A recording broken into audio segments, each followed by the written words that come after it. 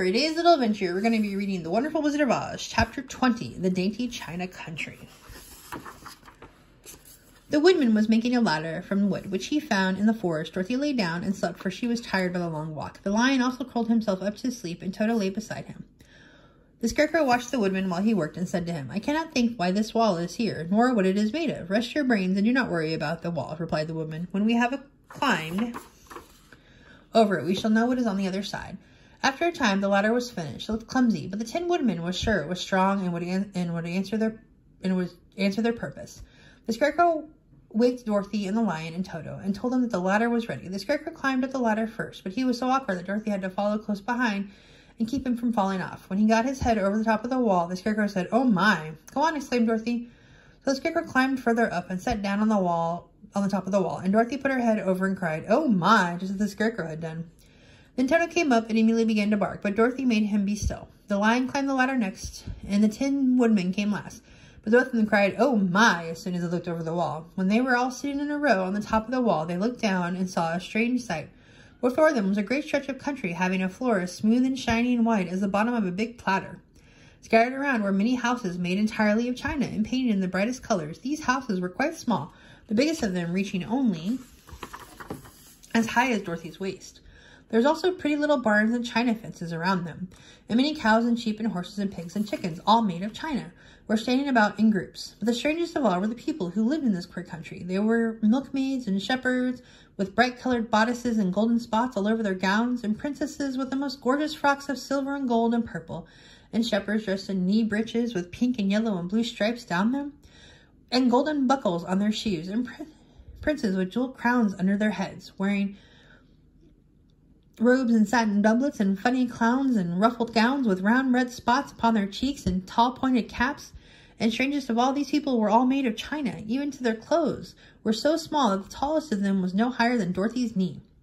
No one did so much as look at the travelers at first, except one little purple china dog with an extra large head, which came to the wall and barked at them in a tiny voice, afterward running away again. "How shall we get down?" asked Dorothy. They found the ladder so heavy that they could not pull it up, so the Scarecrow fell off the wall, and the others jumped down upon him, so that the hard floor would not hurt their feet. Of course, they took their pains not to lie on its head and get the pins in their feet. When they were all safely down, they picked up the Scarecrow, whose body was quite flattened out, and patted his straw into shape again. "We must cross this strange place in order to get to the other side," said Dorothy, "for it would be unwise for us to go any other way except due south." They began walking through the country of the China people, and the first thing they came to was a China milkmaid milking a China cow. And as drew near, the cow suddenly gave a kick and kicked over the stool, the pail, and even the milkmaid herself, all falling on the china ground with a great clatter. Dorothy was shocked to see the cow had broken her leg short off, and the pail was lying in several small pieces. The poor milkmaid had a nick in her left elbow. "There," cried the milkmaid angrily, "see what you have done. My cow has broken her leg, and I must take her to the mender shop and have it glued on again." "What do you mean by coming here and frightening my cow?"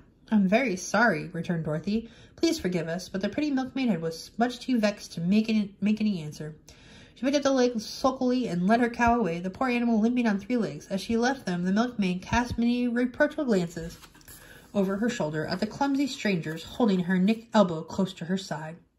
Dorothy was quite grieved at this mishap. "We must be very careful here," said the kind-hearted woodman, "or we may hurt these pretty little people so they will never get over it." A little further on, Dorothy met a most beautiful dressed young princess who stopped short as they saw the strangers and started to run away. Dorothy wanted to see more of the princess, so she ran after her, but the China girl cried out, "Don't chase me! Don't chase me!" She had such a frightened little voice that Dorothy stopped and said, "Why not?" "Because if I run, I may fall down and break myself." "But couldn't you be mended?" asked the girl. "Oh, yes, but one is never so pretty after being mended, you know," replied the princess. "I suppose not," said Dorothy. "Now there is Mr. Joker, one of our clowns," continued the China lady, "who is always trying to stand upon his head. He has broken himself so often that he is mended in 100 places, and doesn't look at all pretty. Here he comes now, so you can see for yourself." Indeed, a jolly little clown now came walking toward them, and Dorothy could see that in spite of his pretty clothes of red and yellow and green, he was completely covered with cracks running every which way, and showing plainly that he had been mended in many places. The clown put his hands in his pockets, and after puffing out his cheeks and nodding his head at them saucily, he said, "My lady fair, why do you stare at the poor old Mr. Joker? You're quite as stiff and prim as if you'd eaten up a poker." "Be quiet, sir," said the princess. "Can't you see these are strangers and should be treated with respect?" "Well, that's respect I expect," declared the clown, and immediately stood upon his head. Don't mind Mr. Joker, said the princess to Dorothy. He is considerably cracked in his head, and that makes him foolish. Oh, I don't mind a bit, said Dorothy, but you are so beautiful, she continued, that I am sure I would love you dearly. Won't you let me carry you back to Kansas and stand you out on Aunt Em's mantel shelf?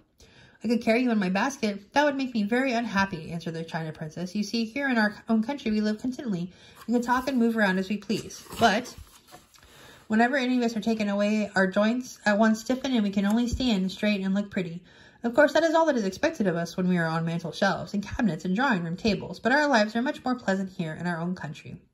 I would not make you unhappy for all the world, exclaimed Dorothy, so I'll just say goodbye.